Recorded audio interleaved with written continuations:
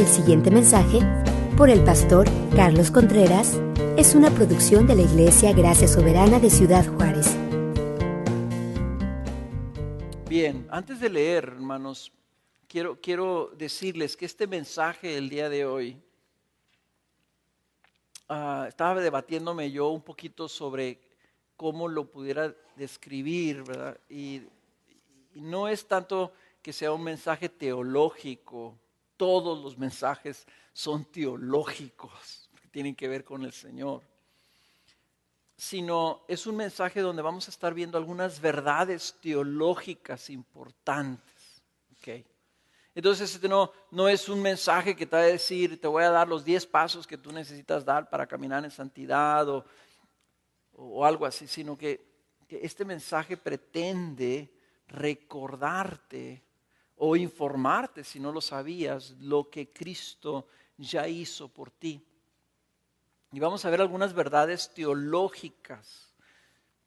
Y vamos a empezar con una verdad irrefutable. Dios es santo. Ahí empieza la teología.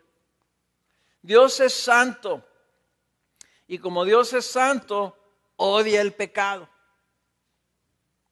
Dios es santo y odia el pecado, y odia tanto al pecado que su mismo Hijo tuvo que venir a sacrificarse para vindicar la santidad de Dios. Porque el hombre lo estaba ofendiendo y nadie estaba pagando por ello.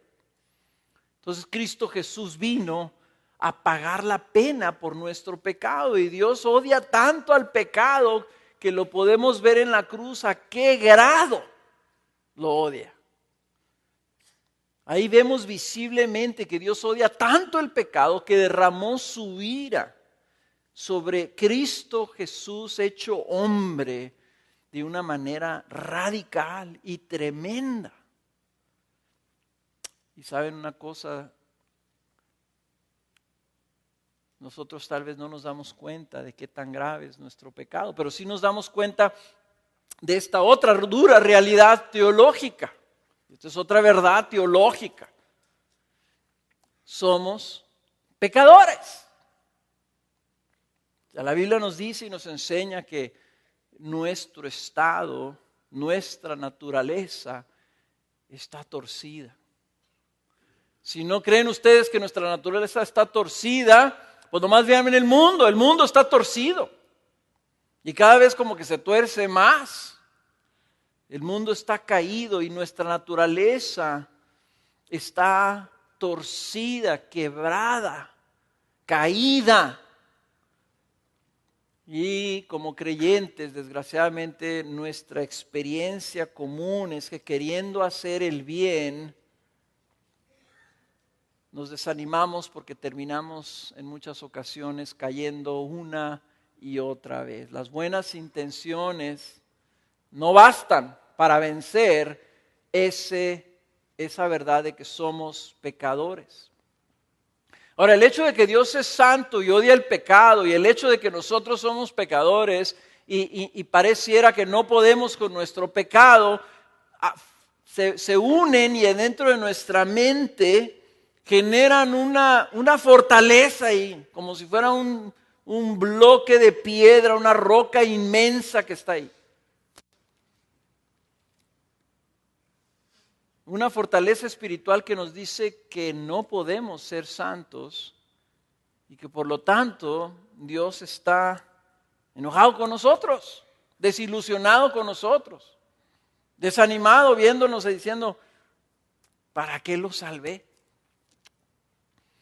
Yo no sé si no sea tu caso, pero es el caso de la mayoría de las personas que de alguna forma están tratando de agradar a Dios y se topan continuamente, como el apóstol Pablo, con la realidad de que le gana a veces la carne y que su mente quiere servir a Dios, pero su cuerpo no quiere servir a Dios. Y entonces, sabiendo que Dios demanda de nosotros santidad, terminamos sintiéndonos condenados, terminamos sintiéndonos que realmente no tenemos recurso delante de Dios. Tal vez sea una de las razones por las que en todas las iglesias del mundo Si tenemos una reunión de celebración, está llena. Pero si tenemos una reunión de oración, hay muy poquitas personas. Lo más probable es porque muchos de nosotros en nuestro subconsciente pensamos, Dios a mí no me va a escuchar, que vayan los santos. ¿Yo qué voy a andar haciendo ahí? Sentimos ese temor de acercarnos libremente a Dios porque sabemos que de alguna forma le hemos fallado y le seguimos fallando. Yo no sé si tú te has sentido así. Y no quisiera pedirles que levanten la mano, porque a lo mejor habrá, como mexicanos no nos gusta mucho ponernos en evidencia delante de los demás. Pero yo te puedo decir, yo me siento así muy seguido, que le fallé a Dios, que le sigo fallando a Dios, y que estoy batallando con algo en mi propia vida, y que al final de cuentas termino a veces sintiéndome que no puedo cambiar.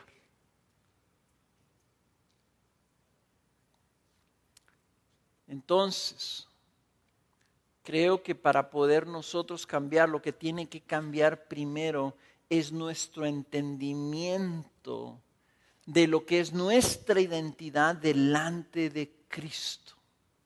En otras palabras, ¿qué es lo que Cristo vino a hacer en nosotros cuando vino a morir en la cruz? Y eso es el Evangelio.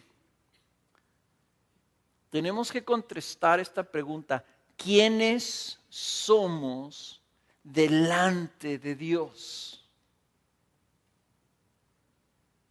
Si no respondemos a esa pregunta, no vamos a poder caminar en santidad. ¿Quiénes somos delante de Dios y quién es el que debe o puede contestar esa pregunta? Pues Dios mismo. En otras palabras, tenemos que venir a la Biblia y buscar qué dice Dios acerca de nosotros. Y para contestar esa pregunta, ¿qué dice Dios acerca de nosotros? Tenemos que contestar la pregunta, ¿y qué hizo entonces Cristo por nosotros? ¿Qué hizo Cristo por nosotros para entender entonces qué dice Dios de nosotros y qué somos nosotros delante de Dios? Nuestra identidad, en lugar de estar fundamentada en nuestra experiencia, en lugar de estar fundamentada en lo que sentimos o cómo nos sentimos o cómo domina esa perspectiva, a lo mejor que es del mundo, tal vez sea hasta una estrategia del diablo para condenarnos y hacernos sentir así. Lo vemos en el libro de Zacarías, donde el diablo está acusando a Josué, el sacerdote, de que está todo sucio, de que no se puede acercar a Dios. Y hay una ilustración bien hermosa ahí donde Dios le dice a Zacarías, ¿verdad? Que vistan con una túnica limpia a Josué porque el Señor lo ha santificado. Y esa es la estrategia del diablo, de hacernos pensar, Dios está enojado contigo porque le has fallado una y otra vez y tú no puedes cambiar. No eres más que un pecador caído. Bueno, pues ojalá y esta serie vaya contestando esas preguntas. ¿Qué hizo Dios por nosotros y cómo nos ve Dios? Para luego poder nosotros, fundamentados ahí, caminar como debemos caminar. Por eso vamos a empezar en 2 Corintios 5, versículo 14. 2 Corintios 5, versículo 14. Y dice así: pues el amor de Dios nos apremia, o nos aprieta, habiendo llegado a esta conclusión, que uno murió por todos, por consiguiente, todos murieron. Y por todos murió, para que los que viven ya no vivan para sí, sino para aquel que murió y resucitó por ellos. De manera que nosotros de ahora en adelante ya no conocemos a nadie según la carne. aunque hemos conocido a Cristo según la carne, sin embargo, ahora ya no le conocemos así. De modo que si alguno está en Cristo, nueva criatura es. Las cosas viejas pasaron, he aquí, son hechas nuevas. Y todo esto procede de Dios, quien nos reconcilió consigo mismo por medio de Cristo y nos dio el ministerio de la reconciliación. A saber, que Dios estaba en Cristo reconciliando al mundo consigo mismo, no tomando en cuenta a los hombres sus transgresiones, y nos ha encomendado a nosotros la palabra de la reconciliación. Por tanto, somos embajadores de Cristo, como si Dios rogara por medio de nosotros. En nombre de Cristo os rogamos, reconciliaos con Dios. Y luego al final, el versículo 21, al que no conoció pecado, le hizo pecado por nosotros, para que fuéramos hechos justicia de Dios en él. Y vamos a empezar con este mensaje el día de hoy, con una verdad que parece contraria a lo que pareciera lógico si estamos hablando de nuestra identidad en Cristo. Vamos a empezar con una verdad que nos dice que hemos muerto con Cristo, que estamos unidos a Cristo en su muerte. Este pasaje empieza diciendo que Pablo ha llegado a esta conclusión, que Cristo murió por todos y por consiguiente todos murieron. Y dice, y por todos murió, y lo dice, para que los que viven ya no vivan para sí, sino para aquel que murió y resucitó por ellos. Para mí, esa es una descripción de santidad. Para mí, eso es una definición de santidad. ¿Qué es la santidad? Es vivir para Cristo en lugar de vivir para mí. A lo mejor no era tu definición de santidad, y tu definición de santidad es: me tengo que portar bien, o tengo que ser muy espiritual, o tengo que orar y leer la Biblia todos los días, o tengo que ir a la iglesia todos los domingos, o tengo que hacer el bien y ser caritativo con los demás. Yo no sé cuál era tu definición de santidad. Pero bíblicamente yo entiendo que la santidad en mí se resume o se destila de esta forma: que ya no viva yo para mí,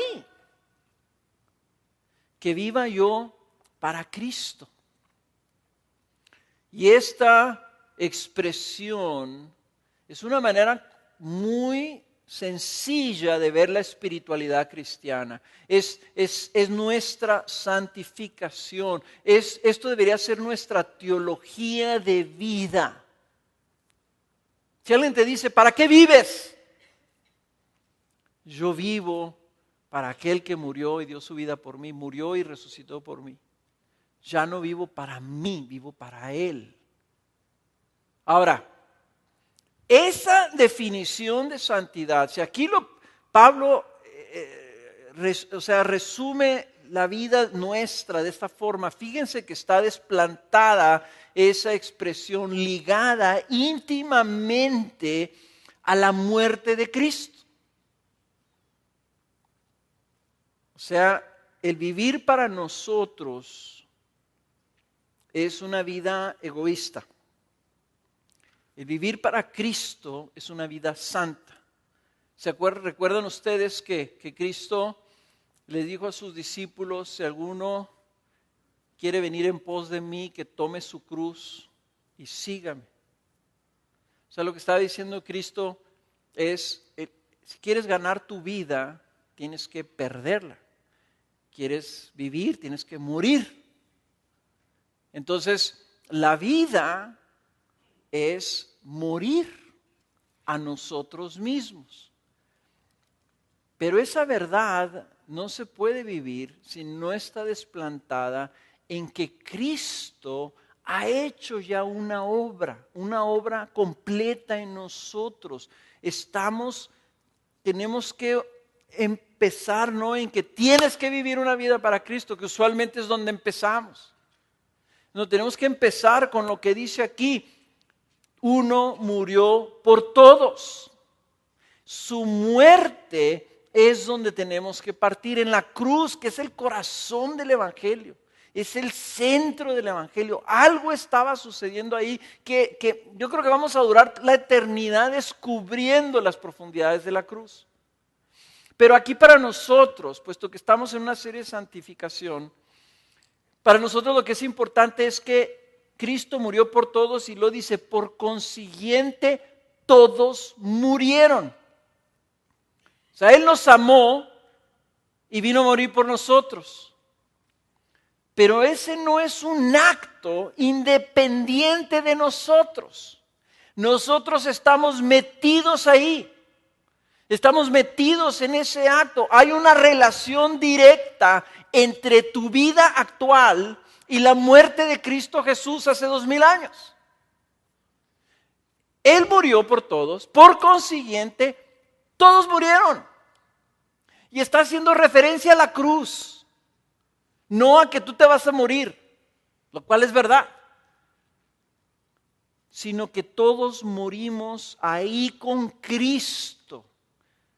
Nosotros, cuando Él dice murió por todos, ya estamos ahí incluidos, porque murió por nuestros pecados, murió por nuestras culpas. Pero cuando dice por consiguiente todos murieron, nos está metiendo a esa ecuación de una manera más significativa. Y en la teología eso se llama que estamos unidos con Cristo. Estamos unidos con Cristo en su muerte y en su vida. Y lo que significa que estamos unidos en su muerte es que nosotros estábamos en esa muerte. ¿Ok? Yo sé que algunos de ustedes están diciendo: wow, qué viajezote te estás aventando aquí, o sea, no te entiendo nada. No te culpo, yo tampoco lo entiendo muy bien. O sea, Cristo tomó nuestro lugar como nuestro representante. Pero quiero que seas poquito paciente. Yo sé que estoy retando tus neuronas. A lo mejor tú no has pensado nada significativo en tu vida desde que estabas en 6º año y te estaban explicando la geografía, no sé, ¿verdad? Pero ahorita voy a ejercitar ahí tu mente un poquito. Aguanta poquito, no te me desconectes. Nomás piensa esto: tú moriste con Cristo. ¿Ok? Ahora, para entenderle, vamos a darnos un pequeño desvío y vamos a entrarle vamos a entrar por la puerta lateral, porque por enfrente está difícil. Yo se los digo sinceramente, yo no me he tragado bien esta cosa. O sea, es como cuando estaba chiquito, que me daba mi mamá carne, ¿verdad? Y la masticaba y luego me decía: ándale, cábate, y luego me metí otro pedazo y lo seguía masticando, y entonces al ratito ya tenía una bolota en la boca. Y ya no me la podía tragar porque era demasiado, pero no me la tragaba, pero me seguía metiendo cosas, ¿no? Vamos a entrarle por otro lado y vamos a entrarle ahí en tu Biblia. Dale la vuelta y vete a Hebreos 10:10.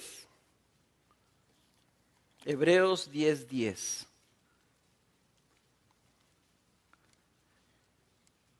Y vamos a entrar por la ilustración o por la definición que hace el autor de Hebreos de la obra de Cristo en la cruz. A Él nos la está explicando, y nos la está explicando en términos de Cristo funcionando como sacerdote en el templo. Si tú no sabes nada del Antiguo Testamento, espero que estés en la serie de lecturas para que puedas leer el Antiguo Testamento y te enteres de todos los requerimientos y todo el proceso que pasaban los sacerdotes para entrar al templo y lo que hacían para ofrecer sus sacrificios, etc. O sea, el sacerdote sacrificaba un animalito como paga del pecado de la persona. Y a veces sacrificaban un macho cabrío, que ahora se le llama el chivo expiatorio. De ahí viene la expresión. Ese macho cabrío se sacrificaba por los pecados de todo el pueblo. Pues dice que Cristo vino a funcionar como un sacerdote, a ofrecer un sacrificio por los pecados de todas las personas. Y dice Hebreos 10:10, por esta voluntad hemos sido santificados mediante la ofrenda del cuerpo de Jesucristo una vez para siempre. Y ciertamente todo sacerdote está de pie día tras día ministrando y ofreciendo muchas veces los mismos sacrificios que nunca pueden quitar los pecados. Pero Él, habiendo ofrecido un solo sacrificio por los pecados para siempre, se sentó a la diestra de Dios, esperando de ahí en adelante hasta que sus enemigos sean puestos por estrado de sus pies. Porque por una ofrenda Él ha hecho perfectos para siempre a los que son santificados. Porque por una ofrenda Él ha hecho perfectos. Otra vez, ha hecho perfectos.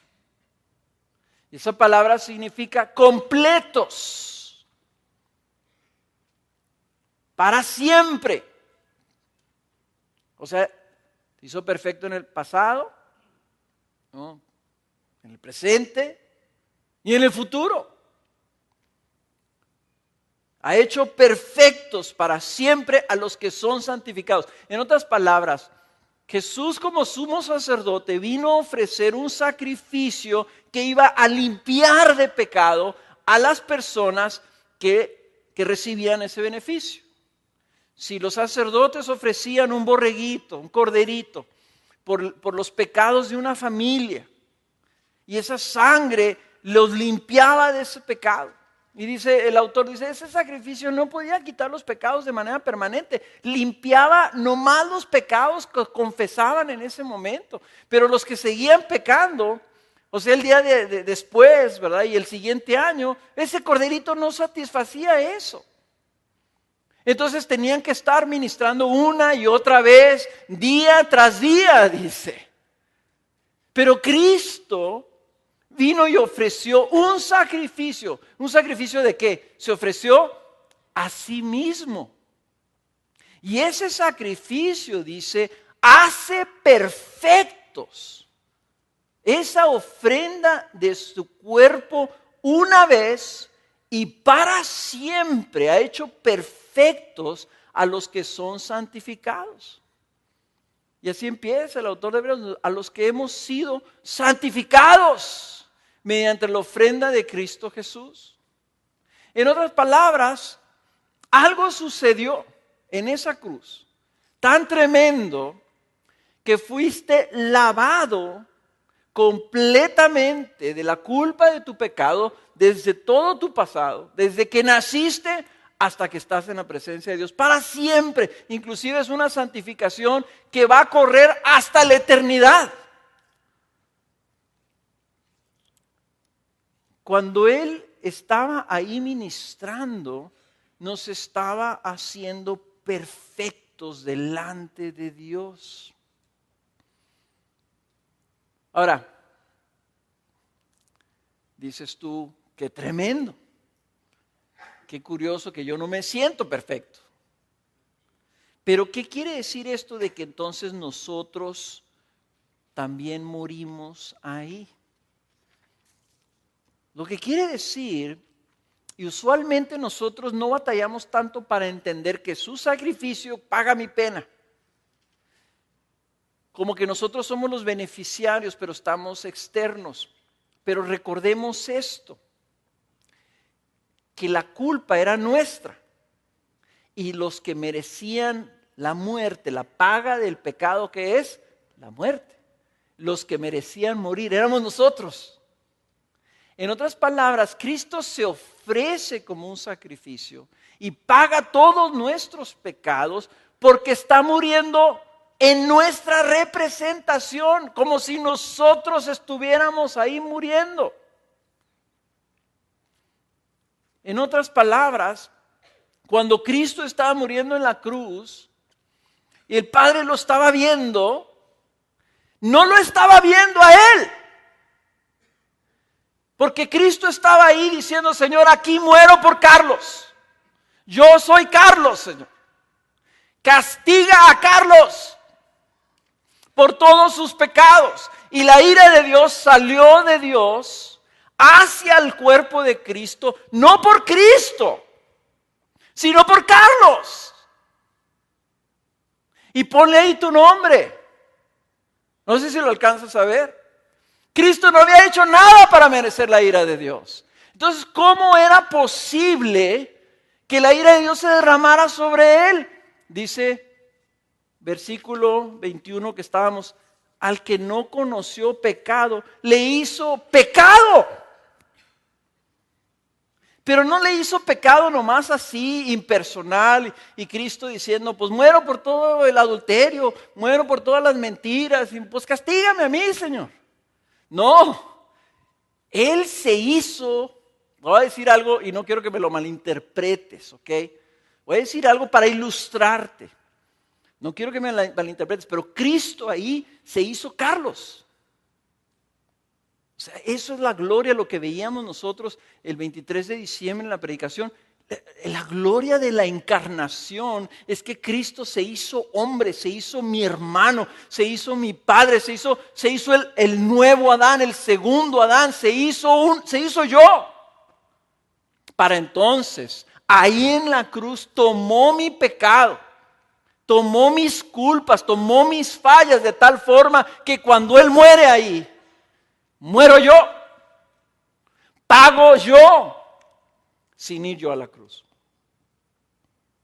O sea, la acreditación que se hizo a mi cuenta no es algo donde yo no estoy ahí.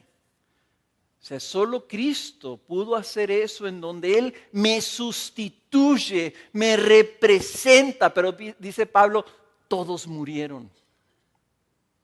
Por todos murió y todos murieron ahí. O sea, la culpa, los culpables éramos nosotros y nosotros éramos los que teníamos que pagar. Entonces estamos incluidos en su muerte. Y aunque la representación es una representación legal, ¿verdad? Yo le puedo dar a un abogado un poder y firmo el poder. Y ese abogado va y en mi nombre hace algo. Yo soy responsable de lo que ese abogado haga en mi nombre. Esa es una representación legal. Pablo está diciendo, hay un efecto directo en tu vida. Ahí estabas tú muriendo y por lo tanto tú ya estás muerto. ¿Se fijaron qué dice? ¿Verdad? Dice, todos murieron. En otras palabras, tú ya estás muerto. No me crees, ¿verdad? Romanos 6. Abre tu Biblia en Romanos 6.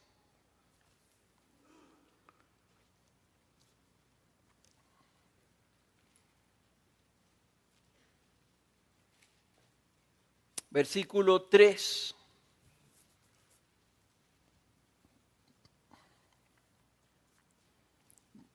Dice, ¿o no sabéis que todos los que hemos sido bautizados en Cristo Jesús, hemos sido bautizados en su muerte?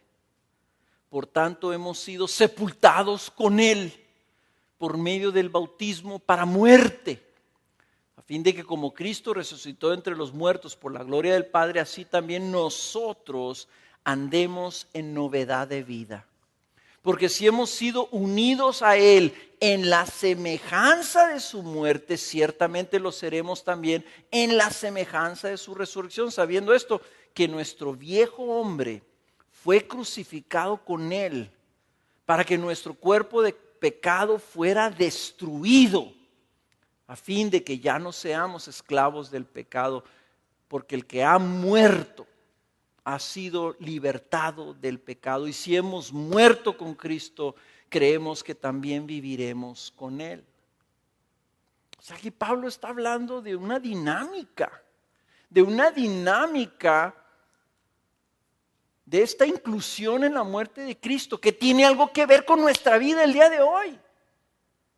En otras palabras, tú estás muerto. Tu viejo hombre fue crucificado ahí. Algo sucedió en esa cruz de tal forma que ahorita tú ya tienes una vida nueva. Hay una novedad de vida.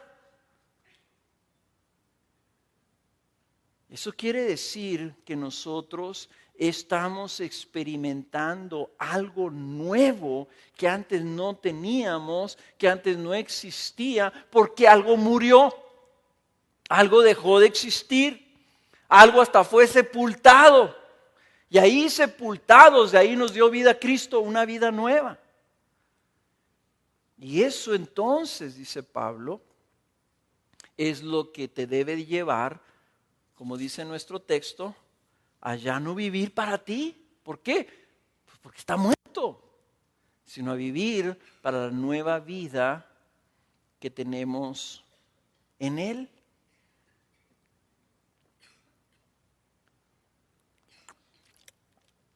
¿Cómo vamos? Lo que fue crucificado y lo que murió es nuestro viejo hombre que estaba esclavizado al pecado. Y se rompe la esclavitud del pecado por la muerte. Dice, el viejo pecado, para que nuestro cuerpo de pecado fuera destruido, a fin de que ya no seamos esclavos del pecado, porque el que ha muerto ha sido libertado del pecado. Fíjense bien, esta es una verdad tremenda. Morimos en Cristo, lo que murió fue nuestro cuerpo de pecado, estamos vivos, pero murió ahí nuestro cuerpo de pecado. Yo me lo quiero imaginar así. Cristo vino y de una manera divina, en su mente, Él como el Creador, está tomando nuestro cuerpo de pecado ahí y ahí lo está matando. Dice, para que fuera destruido. Yo siempre entendía la muerte de Jesús nomás como un acto legal, donde Cristo muere allá y al morir Él en la cruz tiene un efecto para mí, un beneficio, compró un beneficio para mí, soy perdonado. No, eso es solo una parte, pero también ahí estaba muriendo mi cuerpo de pecado, estaba muriendo mi viejo yo, el viejo Carlos, y fue destruido algo. La esclavitud del pecado fue destruida. En otras palabras, ya no soy esclavo del pecado, ya no estoy obligado a pecar.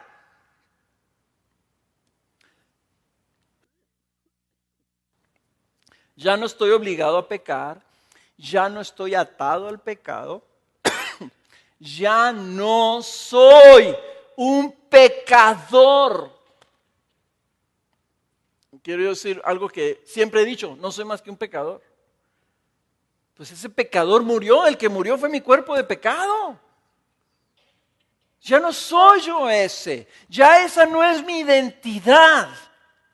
Yo soy ahora un redimido del Señor, rescatado del Señor, libertado de la esclavitud del pecado, y ahora mi identidad está ahí.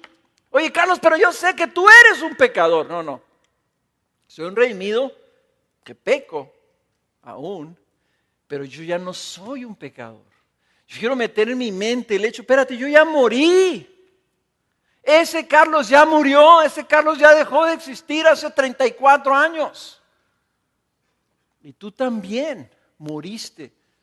Todos murieron, por los que Cristo murió, todos murieron. Ya no son esclavos del pecado y su identidad ya no está basada en su viejo hombre,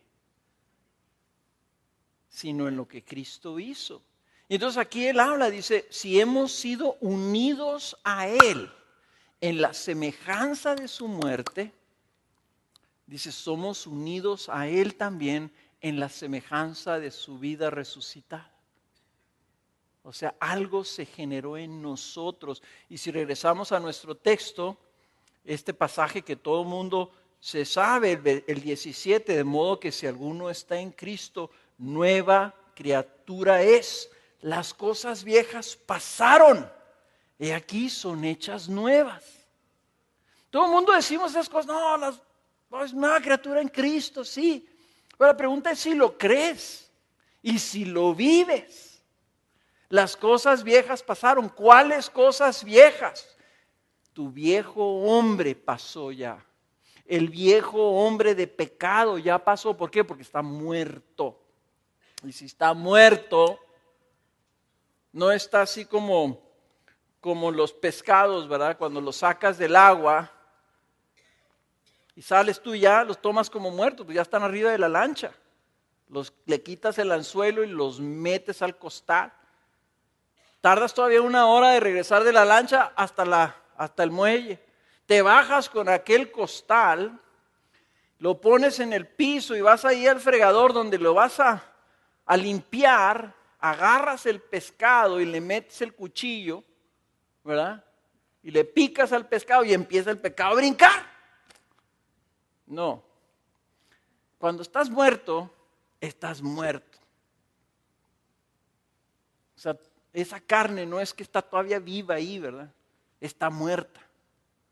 El viejo hombre de pecado está muerto. Y si yo pudiera creer esto, entonces no me dejaría engañar tan fácilmente por mi propia carne y mi propia mente que me dice, yo no puedo cambiar.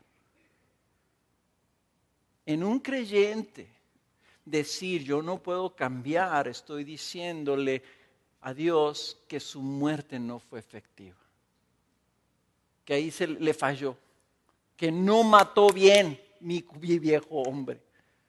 Estoy diciendo que es un mentiroso y que realmente no me dio una nueva vida y que las cosas viejas no fueron hechas nuevas. Y le estoy diciendo que no soy una nueva criatura. Estoy diciendo no puedo cambiar. Mi identidad tiene que estar basada en mi unidad con Cristo, en mi unión con Cristo. Ahí se hizo algo nuevo, se hizo algo en esa muerte y en esa resurrección. Hay algo nuevo que el Creador hizo. El que estaba muriendo en la cruz era el Creador del universo, el que tuvo la capacidad de hablar y hacer el universo entero. Ese mismo dijo, eres una nueva criatura. Y si cuando Él habló de su boca, por orden de su boca, por sus palabras, fue creado todo el universo, cuando Él habla y dice, Carlos, eres una nueva criatura, ¿tú no crees que eso suceda? Claro que sucede. Y sucede para todos aquellos redimidos del Señor que han sido comprados con su sangre. Somos nuevas criaturas. Algo nuevo se hizo adentro de nosotros. Se mató, se destruyó algo y se generó algo nuevo. Y está en cada una de las vidas de los creyentes. Algo pasa en el redimido que experimenta una verdadera muerte, de tal forma que las cosas viejas pasaron. Yo no sé qué me pasó, pero yo sabía que había pasado algo en mi vida. Y experimenté una vida nueva, pero se nos olvida. Se nos olvida muy pronto cuando empezamos a batallar y nos damos cuenta que ese cuerpo que está muerto, ese pescado tiene en el costal 1 hora y le voy a enterrar el cuchillo y entonces está moviendo, está muerto el pescado. Si lo echo al agua no va a nadar, pero se sigue resistiendo. Pero está muerto. Y nosotros lo tenemos que tomar así. Nuestra unión con Cristo es una unión verdadera, es una unión en vida. No es que somos igual que Él, pero hay una unión muy real, una conexión muy verdadera, muy muy real existiendo adentro de nosotros para que podamos andar en la semejanza de su vida. En otras palabras, cuando la Biblia dice, sed santos porque yo soy santo, te está diciendo algo a lo que tú puedes aspirar. Tú puedes aspirar a ser santo. ¿Por qué? Porque estás unido con Cristo Jesús. Y porque ya murió el viejo hombre. Y porque andas en novedad de vida. Y la vida de resurrección de Cristo Jesús está en ti. Entonces, tenemos que regresar. Vamos a regresar a nuestro pasaje de 2 Corintios 5. Tenemos que repasar lo que estaba haciendo Cristo Jesús ahí en la cruz. Versículo 18, 5:18 dice, todo esto procede de Dios. 2 Corintios 5:18. Quien nos reconcilió consigo mismo por medio de Cristo y nos dio el ministerio de la reconciliación. A saber que Dios estaba en Cristo reconciliando al mundo consigo mismo, no tomando en cuenta a los hombres sus transgresiones. Y nos ha encomendado a nosotros la palabra de la reconciliación, por tanto somos embajadores de Cristo, como si Dios rogara por medio de nosotros, en nombre de Cristo rogamos, reconciliados con Dios. ¿Por qué? Porque al que no conoció pecado, le hizo pecado por nosotros, para que fuéramos hechos justicia de Dios en él. Noten, para que fuéramos hechos. Cristo estaba en la cruz reconciliando al mundo, reconciliándote con Dios. Para que Dios no tomara en cuenta tus transgresiones, para que Dios no tomara en cuenta tus pecados. Ahí estaba reconciliándote, para que una vez reconciliados, ya no fueras enemigo de Dios, sino que fueras amigo de Dios. Hay una nueva relación con Dios. Y entonces Él se une contigo y hay una nueva relación con Dios. Y aquí sucede el divino intercambio. En la cruz estaba muriendo Carlos, porque Cristo tomó mi lugar. Cristo tomó mi pecado. Cristo tomó mi vida ahí. Y ahí murió Él por mí. Y yo estaba en Cristo muriendo. Y cuando Dios desde el cielo vio la cruz, me vio a mí. Y te vio a ti. Con todos tus pecados y todas tus culpas, ahí los vio y ahí lo castigó. Pero el que estaba físicamente ahí clavado era Cristo. Nosotros morimos con Él. Pero este pasaje de Romanos, de 2 Corintios 5:21, habla de este divino intercambio. El que no conoció pecado, le hizo pecado por nosotros. Le hizo ahí. Y fue tan real que Él experimentó los latigazos y los clavos y la muerte. La vivió, fue real. No fue de mentiritas, fue real. Tan real como lo que sucede al revés. Él tomó nuestro lugar para que nosotros tomáramos su lugar. Así como Él lo hizo pecado, a nosotros nos hizo otra cosa. ¿Qué? Justicia de Dios en Él. ¿Por qué es que fuimos reconciliados con Dios? ¿Por qué es que somos aceptados con Dios? ¿Por qué es que fuimos adoptados por Dios? ¿Por qué es que se nos dio el Espíritu Santo y fuimos regenerados con Dios? Por Dios, perdón. ¿Por qué? Porque fuimos hechos algo. Fuimos hechos justicia de Dios en Él.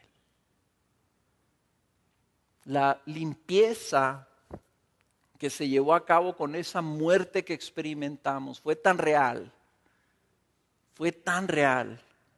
que Dios ahora nos ve, y así como en la cruz nos veía a nosotros para castigarlo, el pecado, ahora nos ve y ve a Jesús, el que no tenía pecado. Se nos acreditó esa justicia a nosotros. se nos hizo aceptables a Dios porque se nos hizo justicia. Y la justicia que está hablando es la santidad, la rectitud delante de Dios. Hizo perfectos para siempre. Hizo justos para siempre a los que fueron santificados. Y esta verdad, hermanos, si nosotros pudiéramos agarrarla, entender que algo murió ahí, de tal forma que fue tan muerto que quedamos libres de ello y luego fuimos hechos, creados de nuevo, hechos algo diferente delante de Dios, de tal forma que ahora delante de Dios somos justos.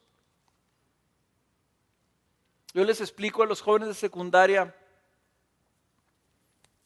les digo que la justificación es que nosotros, siendo culpables de nuestro pecado, somos declarados no culpables. Y les he dicho algo que no es estrictamente correcto, porque siento que si se los digo correctamente no me van a entender. Y les digo, no es que tú hayas sido inocente, ninguno de nosotros es inocente del pecado, pero fuimos declarados no culpables. Lo que está diciendo aquí Pablo es tan radical que está diciendo, tú eres inocente delante de Dios. Porque no existen no culpables siendo culpables. Hubo una transferencia, una justicia foránea implantada en ti para siempre. Fuiste cambiado en tu esencia de lo que tú eres, de ya dejar de ser un pecador a ser un justo delante de Dios. Y yo como lo lo sigo viendo así como, desgraciadamente en mis peores momentos, lo sigo viendo en esta como especie como de balanza, como que es una transacción, ¿verdad? En donde me porto mal y tengo que hacer algo para pagar eso que está mal porque sigo siendo pecador. Entonces cuando vengo a pedirle perdón a Dios, pero como tratando de pagar o de que en ese momento se pague ese pecado y tratar ahora sí ando bien con Dios. ¿Cómo andas? ¿Ando bien? ¿Ando mal?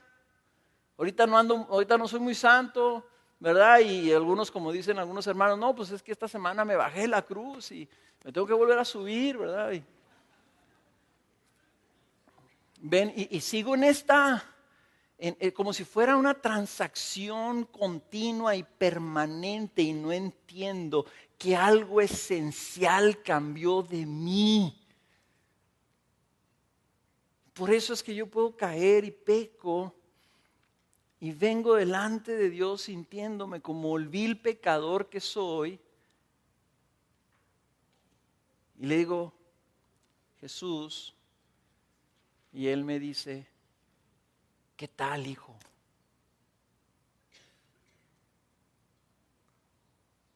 ¿Cómo estás? Porque algo cambió. Somos cosas nuevas. Y eso es lo que la Biblia llama nuestra santificación definitiva. Nuestra santificación posicional. Estamos de manera definitiva ya santificados, ya somos de Dios.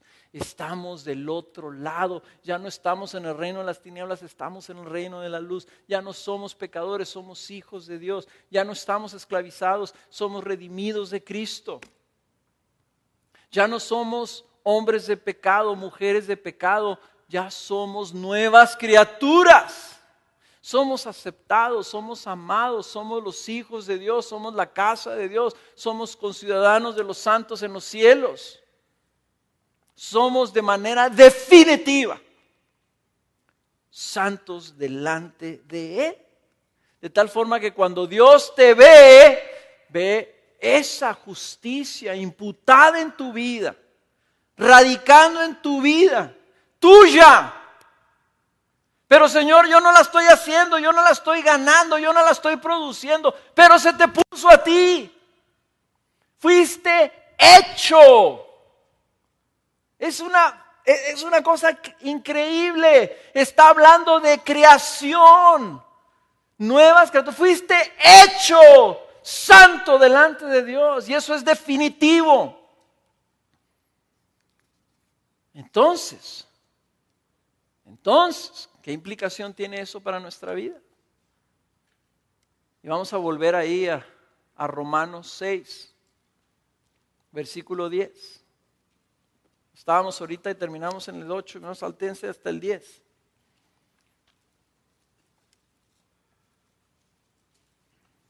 Romanos 6, 10. Porque por cuanto Él murió al pecado de una vez para siempre. Me encantan estas palabras cuando pone ahí Pablo, para siempre.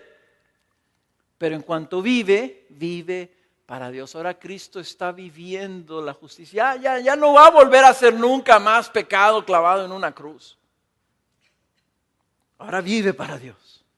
Dice, ahora viene la implicación. Pablo dice, así también ustedes, yo, tú, así también vosotros, considerados muertos para el pecado, pero vivos para Dios en Cristo Jesús. En otras palabras, vive para Dios. Y aquí es donde entra la santificación. Aquí es donde entra la realidad de que ahora tú necesitas tomar una decisión. Esto ya es un mandato, ya es una exhortación, ya es una directiva para tu vida. Esto ya es un imperativo. Vive para Dios. Muerto para el pecado. Considérate así. En otras palabras, tiene que haber un entendimiento ya en tu vida, en tu mente, que ya fuiste santificado para Dios. Dice J. Packer, esta cita dice, en realidad, la santidad es la meta de la redención. Así como Cristo murió para que pudiéramos ser justificados, somos justificados para que seamos santificados y hechos santos. Puesto que ya moriste el pecado, entonces ahora vive para Dios. Por eso es que se me hace tan importante y tan crucial esta serie. Porque dice Packer, que es un teólogo británico, ya muy viejito, pero muy tremendo. Te recomiendo todo lo que veas de J. Packer, léelo, aquí debemos de tener algunos libros de él. Dice J. Packer, dice, la meta, Cristo te salvó para algo. Te salvó para que seas santo. Sé santo como Él es santo. Ok, ¿qué necesitas? Señor, mi pecado, ok, me voy a encargar de tu pecado. Vamos a matar tu pecado. Voy a darte una vida nueva, mi vida. Pero Señor, ¿cómo voy a acercar a Dios? Te voy a hacer santo delante de Dios. Te voy a dar mi justicia también. No eres culpable, tienes acceso, ya estás libre. De una vez y para siempre. ¿Qué más quieres? No, Señor, pues ya no tengo culpa. Soy aceptado, me das tu vida y mataste el pecado en mi vida, pues entonces nomás me queda ser santo pues. Y ahí, si nosotros logramos meter en nuestra mente y meditar estas verdades, de ahí podemos desplantarnos a vivir una vida de santidad, pero no antes. No antes y no sin el evangelio, porque entonces te vuelves nomás moralista y sabes que está lleno de iglesias, aún no cristianas, que no creen en Cristo Jesús, que te dicen que tienes que ser santo y que tienes que abandonar el pecado. Y esa es la historia del hombre, tratando de ser suficientemente capaz en sus propias fuerzas de ser santo, sin tomar en cuenta a Cristo y sin la obra de Cristo en su vida. No, nosotros queremos entender qué hizo Jesús y entonces en base a lo que hizo Jesús, entonces actuar en base a eso. Como dice Pablo, considérate así. tienes que entenderte tú así, tienes que definirte tú así. ¿Cómo? ¿Cómo te debes de considerar? Juan, Luis, María, ¿cómo te debes de considerar? ¡Muerto! Muerta al pecado, pero viva para Cristo, con una nueva vida. La nueva vida que el Espíritu Santo viene y produce en ti. Y la nueva vida donde ya Cristo en su cruz mató, destruyó ese pecado. Oye, Carlos, pero ¿podremos? ¿Será eso suficiente? Miren esta otra cita que les voy a leer.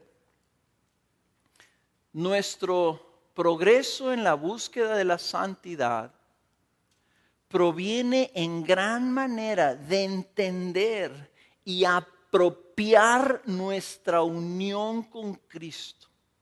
Como lo dijo este otro teólogo británico, John Murray, nada es más relevante para la santificación progresiva. Ya tenemos la de santificación definitiva, pero la santificación progresiva es la de ser hechos santos.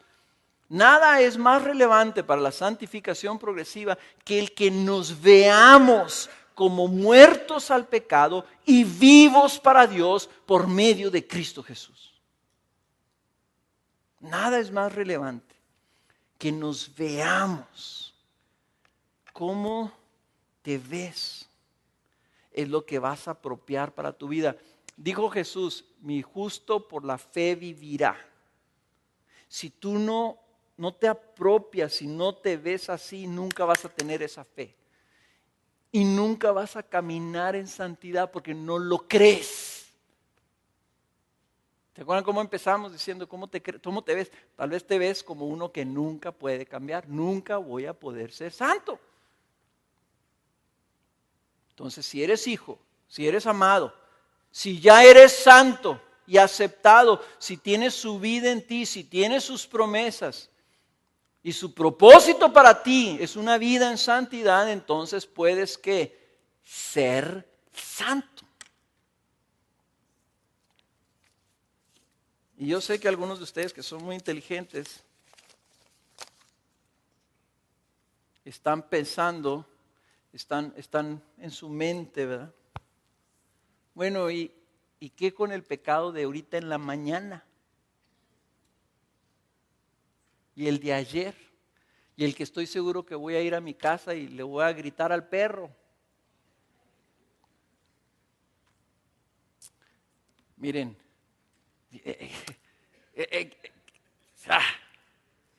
miren las buenas noticias. Por eso el Evangelio es glorioso, hermanos. Miren Hebreos 7:24. Hebreos 7:24. Hablábamos del sacerdote, ¿se acuerdan que empezamos por esa puerta, nos metimos por ahí, verdad? La puerta de Jesús, el sacerdote ofreciéndose a sí mismo. Miren 7:24, pero Él conserva su sacerdocio inmutable, puesto que permanece para siempre. Por lo cual Él también es poderoso para salvar para siempre a los que por medio de Él se acercan a Dios. Puesto que vive, noten esta palabra, perpetuamente para interceder por ellos. Porque convenía que tuviéramos tal sumo sacerdote santo, inocente, inmaculado, apartado de los pecadores y exaltado más allá de los cielos. Cristo murió, se ofreció como sacrificio, murió, pero resucitó y subió al cielo y está sentado a la derecha del Padre. ¿Pero qué está haciendo ahí? Dice, su sacerdocio es inmutable, no cambia, no deja de ser sacerdote, no deja de estar salvando, no deja su sacrificio de estar de manera perpetua obrando en nuestro favor. De una vez y para siempre, pero ese para siempre está ahí porque Cristo para siempre está intercediendo por ti. Y la intercesión no es, escúchame, no es que Cristo está orando, ay Padre, perdónalos. Esa no es la intercesión. La intercesión es que Él está en medio. Tú pecaste el día de hoy, vas a pecar en la tarde probablemente, o pecaste ayer. Y entonces tú viniste el día de hoy preocupado, ¿cómo me irá a ver Dios? ¿Sabes cómo te va a ver Dios? Te va a ver Dios a través de Cristo Jesús, porque Él está intercediendo, está en medio, está intermetido ahí. Es el intermediario, es el mediador. Por eso vimos eso el 23 de diciembre, es nuestro mediador. Cuando Él está ahí intercediendo, quiere decir que se mete en medio. Y cuando Dios te ve a través de Jesús. Una intercesión perpetua, perpetua, perpetua. La sangre de Cristo y su muerte está obrando en nosotros perpetuamente. Nada lo cambia. Ni tu pecado te puede alejar de Dios. Y si tú dices, pero es que yo no siento que voy a poder. ¿Qué dice Primera de Juan? Miren lo que glorioso el Evangelio. Esto lo vimos hace unos meses. Primera de Juan capítulo 2, versículo 1. Hijitos míos, os escribo estas cosas para que no pequéis. Para que te esfuerces a no pecar. Y si alguno peca, ¿qué dice? Abogado tenemos para con el Padre, a Jesucristo el justo. Aquí sí. Aquí está viniendo Él como el Paracletos, cuando les dijo a sus discípulos, les voy a enviar el Paracletos, el Espíritu Santo, para que venga y esté con ustedes y los ayude y los aliente y sepan que yo estoy con ustedes. Bueno, Él es nuestro abogado. Esta palabra, Juan se acordó de esa palabra y dice, Jesús es el Paracletos, Jesús es el abogado, Él es el que está a nuestro lado, abogando por nosotros delante del Padre continuamente. En otras palabras, no solamente está en medio, sino que luego te está echando a ti porras y te está diciendo, vamos a poder, Carlos, claro que sí. Yo voy a hablar con mi Padre para que te dé la gracia, la fuerza, lo necesario para que salgas adelante. Abogado tenemos. ¿Por qué? Porque Él mismo es la propiciación por nuestros pecados, y no solo por los nuestros, sino también por los del mundo entero. Él es nuestro abogado defensor delante del acusador. ¿Y quién es el que nos acusa? Si Él es el que nos justifica, el que nos puede acusar, no puede ser más que el puro diablo. Él pagó por nuestros pecados, por lo tanto, como dice Romanos 8, ¿quién nos puede condenar? ¿Quién nos puede acusar? Entonces, cuando se nos llama a hacer algo, no a hacer algo, sino a hacer lo que Cristo ya nos hizo, involucra la fe, involucra que entonces nosotros demos pasos, pero ese todavía no es el tema. Sí vas a tener que esforzarte, pero el día de hoy solo quiero que te esfuerces en creer lo que la Biblia dice, la palabra de Dios dice acerca de ti. Fuiste santificado para siempre. Y esto, hermanos, si a ti te está sonando demasiado bueno, estás diciendo, suena demasiado buenito, pero se me hace peligroso, Carlos. Porque si tú piensas de esta manera, entonces pues ya nadie se va a arrepentir de su pecado, porque al cabo Cristo está perpetuamente intercediendo.